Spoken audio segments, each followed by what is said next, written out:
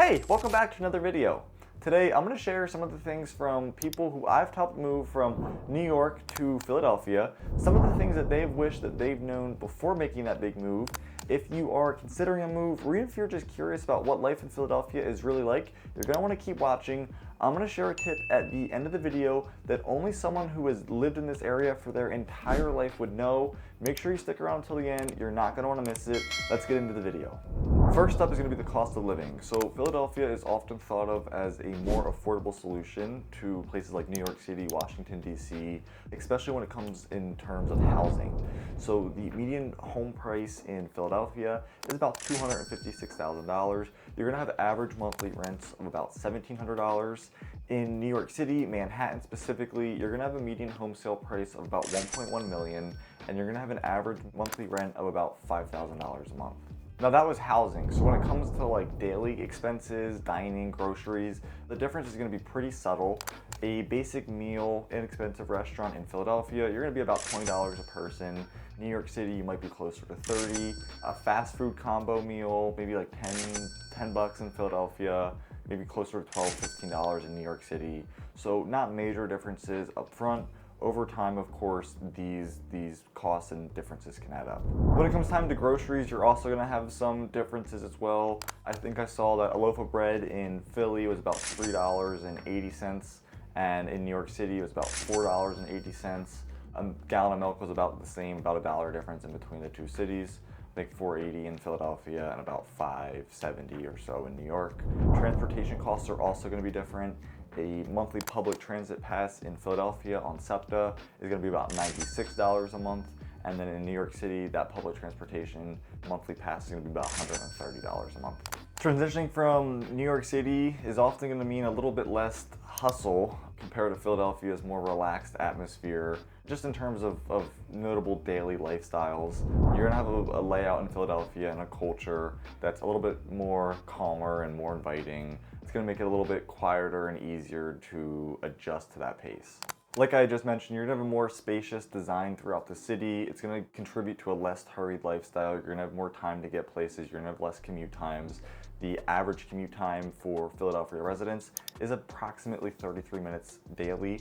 In New York, the average commute time per day is about 41 minutes. So the difference allows for just more leisure, more time, reduces daily stress. You get more time to get where you need to go, and you don't have to worry about that hustle and bustle.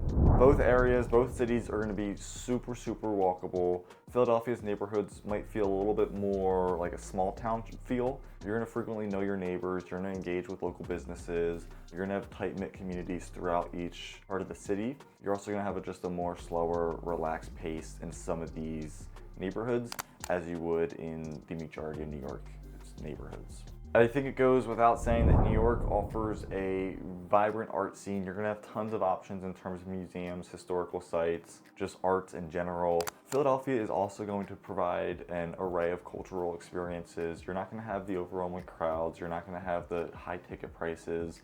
Philadelphia is actually home to some of the most world-class museums, theaters, historical sites as well. All of these are accessible without super extensive travel. You don't need to go across the city. You don't need to take different modes of transportation. So it just encourages a more leisurely exploration. The public transportation in Philadelphia is not going to be as extensive as it is in New York. So transitioning from those New York City subways and MTA networks to Philadelphia's SEPTA system, that could be a pretty big adjustment.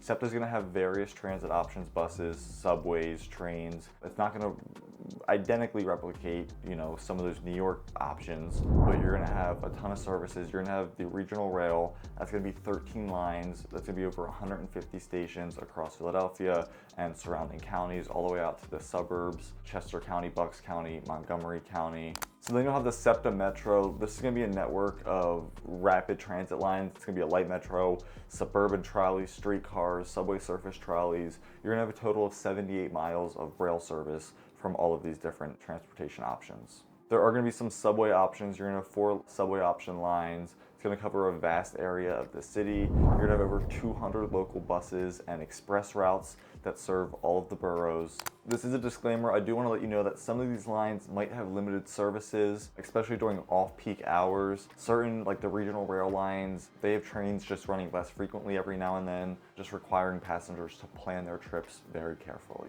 If the public transportation, the buses, the trains, subways, trolleys were not for you, you're gonna have a few other options. You can bike. Philadelphia is a super bike-friendly city. You're gonna have numerous bike lanes and bike sharing programs, even spots to park your bike. So it's gonna make it super convenient to navigate the city on bike.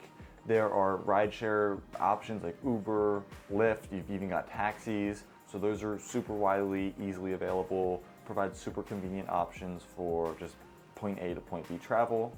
And then actually walking. Many neighborhoods in Philadelphia are super walkable. You're gonna have a compact layout. Anything that you need to see in that specific area and that specific neighborhood should be just around the corner or just down the street.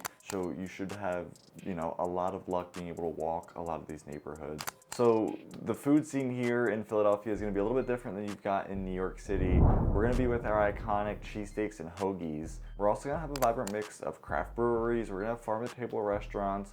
We're gonna have an array of international cuisines. It's really gonna be a haven for any foodie, food enthusiast. Some of the best areas that you can witness this food scene is gonna be in neighborhoods such as South Philly's Italian Market. You're gonna have West Philly's Baltimore Avenue, Center City's Chinatown. You're gonna have Northeast Philadelphia, which features a wide range of international cuisines. You're gonna have Indonesian, Vietnamese, Mexican, Indian, Korean, a whole array of options. A couple other notable options would be the Reading Terminal Market. This was built in 1892. It's an historic market house. You got 76 vendors. You've got about 6.5 million visitors that visit here annually. It's gonna offer a variety of bakers, butchers, fish markets, produce markets, spice merchants. It's gonna have an entire selection of food and options from all different types of cultures. All right, I wanted to take a minute and pause the video right here. What was something that you didn't realize was a difference between New York and Philadelphia? Comment it down below. I'll pause it. Okay, we're getting back into the video.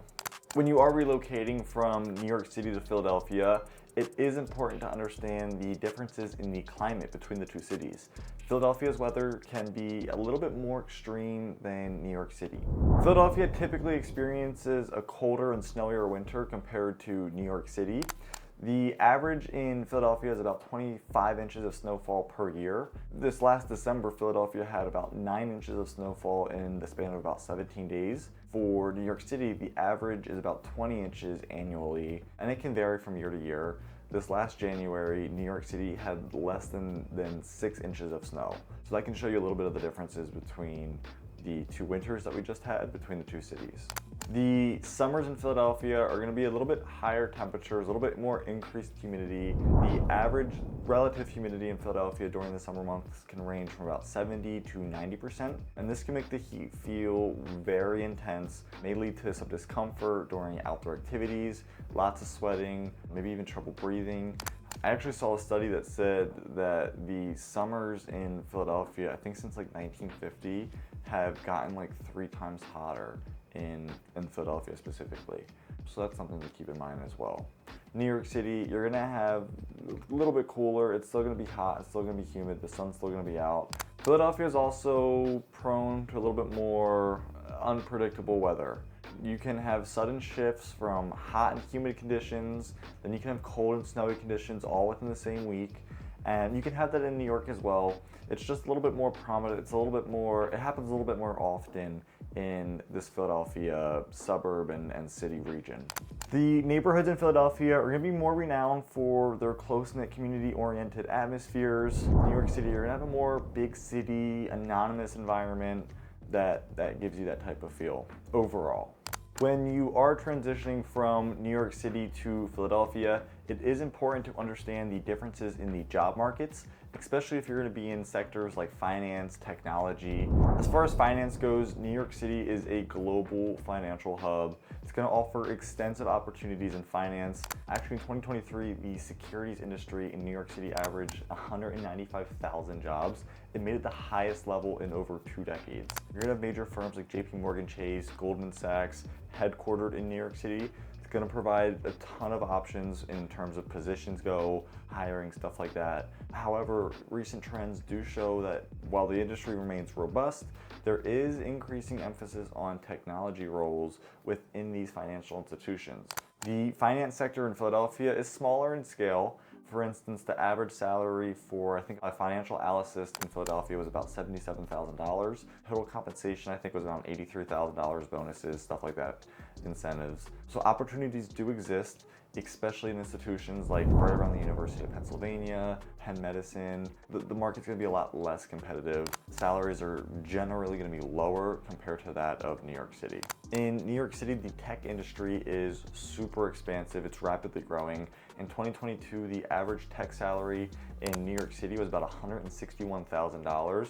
The city hosts numerous tech firms, startups, and neighborhoods like Soho, Union Square, Dumbo. This growth has led to a highly competitive job market. You're gonna have salaries and opportunities that reflect the high demand for this tech talent. The Philadelphia tech sector is growing. It's gonna be smaller in comparison. The average tech salary in Philadelphia was about $142,000 in 2022. You're gonna have remote roles that pay around $157,000. The city ranked Philadelphia ranked 22nd in talent among North American markets. You're gonna have a workforce of about 108,000 tech professionals as of 2022. The market is gonna be less competitive. There are still so many opportunities, especially in emerging tech fields like artificial intelligence, AI. In January 2025, the Philly metro area, it ranked 11th in the US for AI job openings. That accounts for about 2% of the nation's AI job listings among the top 75 metro areas. So there you have it. If you are thinking about moving from New York City to Philadelphia, I hope this list gives you some insight on what to expect.